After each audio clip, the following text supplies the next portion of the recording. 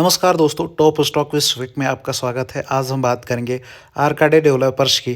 दोस्तों, वीडियो चालू होने से पहले एक छोटी सी रिक्वेस्ट है, अगर चैनल पर नए हैं तो प्लीज़ सब्सक्राइब करें। चलिए आगे हम बात करते हैं दोस्तों। कंपनी के बिजनेस के बारे में बात कर लिया तो Arkade developers limited is a real estate development company focus on developing high end sophisticated life style residential developments in Mumbai and Maharashtra. तो जनरली इनका जो बिज़नेस है वो कंस्ट्रक्शन का है और मुंबई और महाराष्ट्र में जो इनका बिज़नेस है वो रन करता है। तो आगे हम बात कर लेते हैं दोस्तों, कंपनी का मार्केट कैपिटलाइजेशन के बारे में बात कर लिया जाए तो 3040 करोड़ के आसपास कंपनी का जो टोटल मार्केट कैपिटलाइजेशन है, करंट प्राइस 164 के आसपास चल रहा है।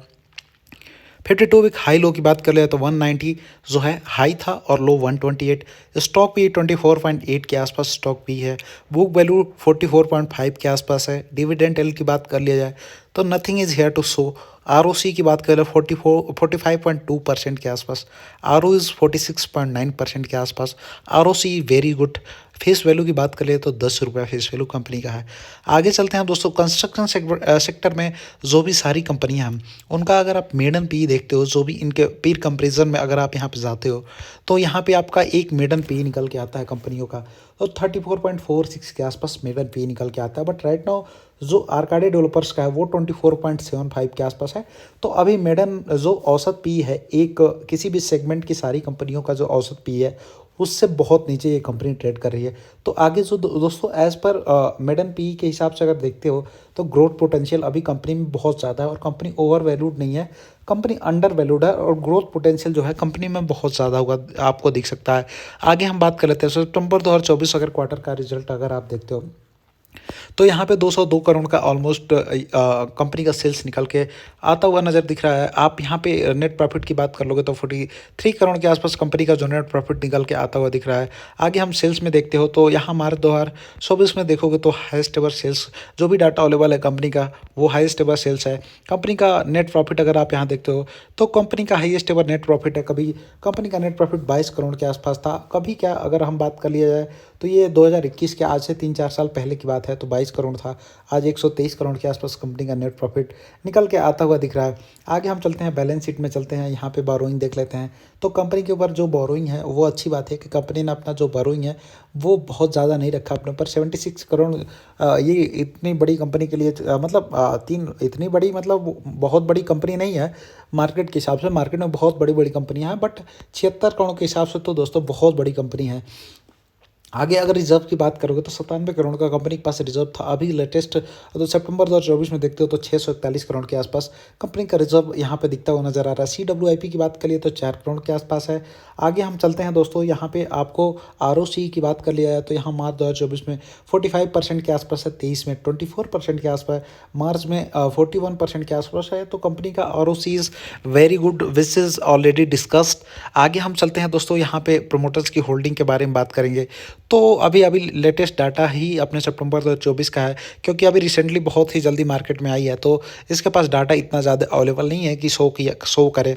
तो यहाँ पे अगर प्रोमोटर्स की होल्डिंग देखते हैं तो 71 के आसपास प्रोमोटर्स की होल्डिंग है। FIIs जो है अपना 4.29 के आसपास इनके पास होल्डिंग है। DIs के पास 0.51 के आसपास है। और यहाँ पे देखते हो तो ये संदीप जैन जी के पास 5.53 के आसपास है। अर्पित जैन जी के पास 5.53 के आसपास है। तो अगर इन दोनों को काउंट करते हो तो ऑलमोस्ट आपको 11% के आसपास ये हो गया। तो 24 में से 11 अगर आप निकाल देते हो तो ऑलमोस्ट 13% यहाँ पे जो है पब्लिक के पास ही केवल होल्डिंग है।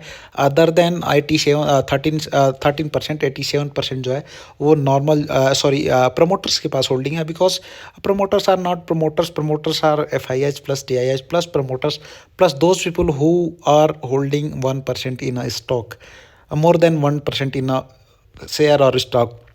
जिसके पास 1% से ज़्यादा की हिस्सेदारी होती है वो सारे लोग प्रमोटर्स के ही कैटेगरी में आते हैं। जो मेरा टर्म्स एंड कंडीशन है स्टॉक मार्केट को, जितनी मेरी लर्निंग है उस हिसाब से मैं आपको बता रहा हूँ। तो ऑलमोस्ट 87% के आसपास प्रमोटर्स होल्डिंग है, तो विच इज़ वेरी गुड।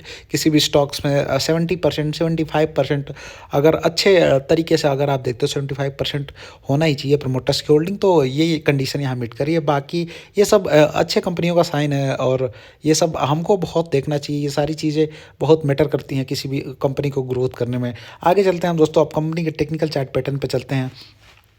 तो यहाँ पे अगर आप देखोगे तो एक शानदार कप विथ हैंडल पैटर्न बनता हुआ नजर आएगा। अगर ये देखोगे तो ये पूरा कप है, ये मल्टीपल हैंडल, 1-2 हैंडल यहाँ पे कंपनी ने ब्रेकआउट दिया। बट ब्रेकआउट के बाद कंपनी अभी मार्केट कंडीशन देख ही रहे हो, मार्केट इंडेक्स इतने डाउन चल रहे हैं। ये सारे रीज़न है कंपनी को नीचे आने के, बट देयर इज़ नो ऐसे रीज़न कि कंपनी में इतना ज़्यादा फॉल है।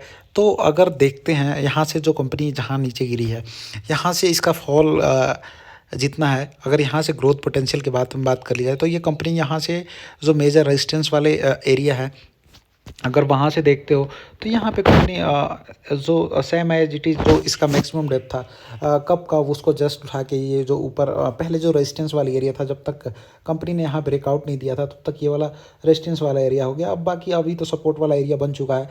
तो इसको जस्ट अभी के हिसाब से बात कर ली जाए तो यहाँ पे जो कंपनी का कंपनी का जो मेजर सपोर्ट जो यहाँ पे था, उसके बारे में अगर हम बात कर लेते हैं तो जो सपोर्ट वाला एरिया है उससे कंपनी कितना ऊपर जाते हुए दिख सकती है। तो अगर यहाँ से आप टेक्निकली देखोगे तो जो करंट प्राइस यहाँ पे ट्रेड कर रहा है, कल के दिन तो खैर मार्केट में ऑलमोस्ट 6% के आसपास गिरावट आई कंपनी में, बट यहाँ पे अगर आप देखोगे तो ऑलमोस्ट 35% का गेन मिलता हुआ दिख रहा है। तो दोस्तों मेरा इसमें किसी प्रकार का कोई बाई और सेल का रिकमेंडेशन नहीं है, मैं आपको केवल वीडियो सिखाने के ही पर्पज़ से बनाता हूँ। बाकी अगर आप यहाँ पे 35% 36% पैसा बनाने में 1 साल भी लग जाता है तो it's not a bad deal. आप अगर ऐसे ही अपने मनी को कंपाउंडिंग करते हुए चलोगे, ज़्यादा पैसे नहीं कमाना स्टॉक मार्केट में, लालच नहीं रखनी है। हाँ, अच्छे अपने जो टेक्निकल चार्ट पैटर्न है उनको देखना है, कंपनी का बिजनेस फाइनेंशियल एनालिसिस करना है।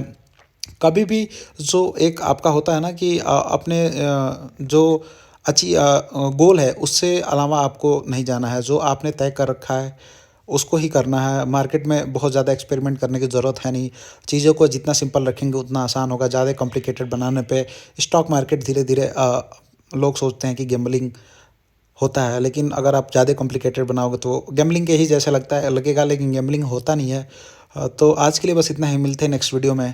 थैंक यू, जय हिंद, जय भारत। चैनल को सब्सक्राइब नहीं किया तो सब्सक्राइब कर दो दोस्तों, बाय।